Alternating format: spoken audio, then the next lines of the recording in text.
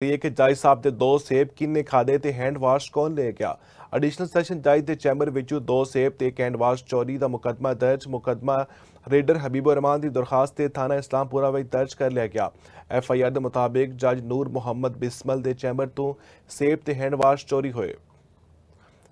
इस हवाले नाल मजीद तफसीलात जाने नुमाइंदा सन न्यूज़ मलिक मुश्ताक तो।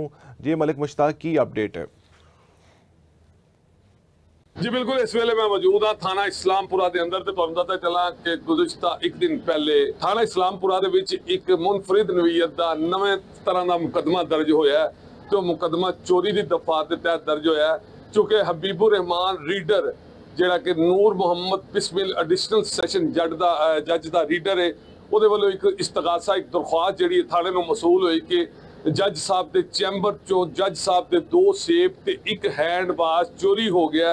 ਕਿਉਂਕਿ ਜਿਸ ਵੇਲੇ ਦਰਖਾਸਤ ਥਾਣੇ ਮਸੂਲ ਹੋਈ ਤੇ SHO ਸਾਹਿਬ ਨੇ ਆਖਿਆ ਕਿ ਸੇਬ ਤੇ ਹੈਂਡ ਵਾਸ਼ ਮੈਂ ਖੁਦ ਲੈ ਦੇਣਾ ਤੇ ਤੁਹਾਡਾ ਮੁਕੱਦਮਾ ਇੱਥੇ ਖਤਮ ਹੋ ਜਾਏਗਾ। ਲੇਕਿਨ ਜੱਜ ਸਾਹਿਬ ਵੱਲੋਂ ਵਾਜ਼ਿਹ ਹਦਾਇਤ ਦਿੱਤੀਆਂ ਗਈਆਂ ਕਿ ਨਹੀਂ, ਮੁਕੱਦਮਾ ਦਰਜ ਕਰੋ ਔਰ ਲੱਭ ਕੇ ਦਿਓ ਕਿ ਚੋਰ ਕੌਣ ਹੈ। ਜਿਹਦੇ ਬਾਅਦ ਥਾਣਾ ਇਸਲਾਮਪੁਰਾ ਨੇ मुकदमा दर्ज करता चोरी की दफात के तहत। हूँ मुकदमा दर्ज है तो मुकदमा जो दर्ज होता उस तो बाद जाहिर है ये मुकदमा इन्वेस्टिगेशन विंग के हवाले कर दिता गया है। इन्वेस्टिगेशन विंग ने उसकी बाकायदा जी इंक्वायरी शुरू कर दी है कि मेरी होने थोड़ी देर पहले उन्होंने गल हुई। उन्होंने ये आखना है कि यहाँ पता लग जाएगा कि 2 सेब किसी ने खाधे ने या कोई अपने घर लै गया, हैंड वाश गुआच गया है या किसी ने हैंड वाश को खराब किया है या साइड पर कर दिता है। सारी तीनों चीज़ा लभ जाएंगियां। ताज़ा तरीन इतलाह के मुताबिक कि जिस वे तफ्तीश शुरू हुई है तो रीडर साहब वालों तो जज साहब वालों आख्या जा रहा है कि मुकदमे की तफ्तीश को फिलहाल रोक दिता जाए या मुकदमे का इखराज कर दिता जाए।